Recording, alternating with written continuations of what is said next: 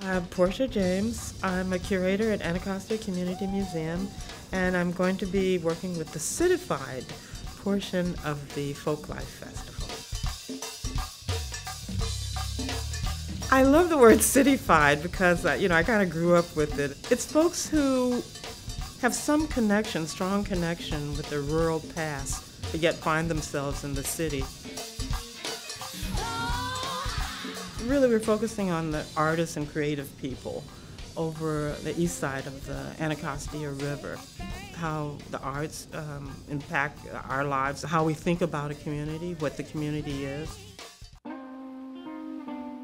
When you talk to some of the older residents, there's a great deal of nostalgia and longing for an earlier period. The community was rural, it was pastoral, it was beautiful. And then in the 1960s, there was a program of intense building and development dumped on the community without any kind of planning. During that period, the community really went down.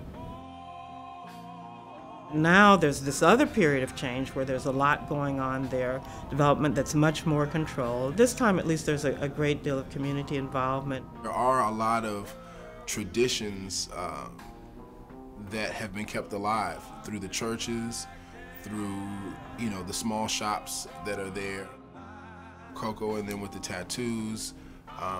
It's a very, very rich community that's been stigmatized, in terms of DC. It's like the stepchild of DC.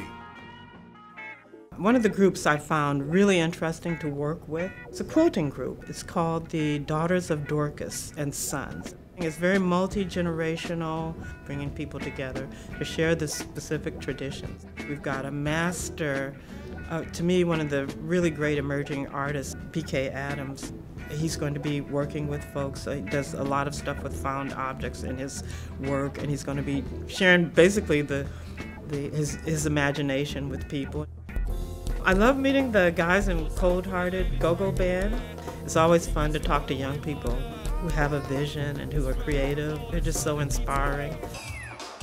It was fun talking to the roller derby crew. I mean, these are middle-aged people on skates. I can't believe it. Just about every month they're down there. They're doing a free performance for anyone who just shows up at the park, and they're marvelous. The church choirs, we worked with Galilee Baptist Church. Incredible. I mean, the amount of energy a church choir puts out, you could almost run a car on it. It's incredible.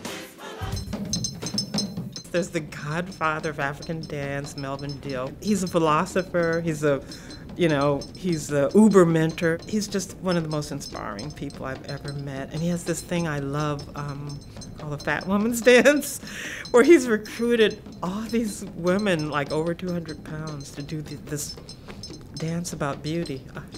I just love it.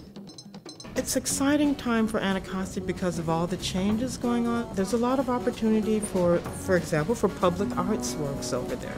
So a lot of discussion about what's appropriate, what we want to see. Do we like murals? Some people say murals are only found in ghettos. We don't want any murals here. Other people champion public art. It's something that creates landmarks. It beautifies the community. Most of these people are not professional artists. They fit it into their lives. It's important to validate creativity. Someone has to be there to say that's important. I mean, the crayon drawings that kids start off with, that's just the beginning.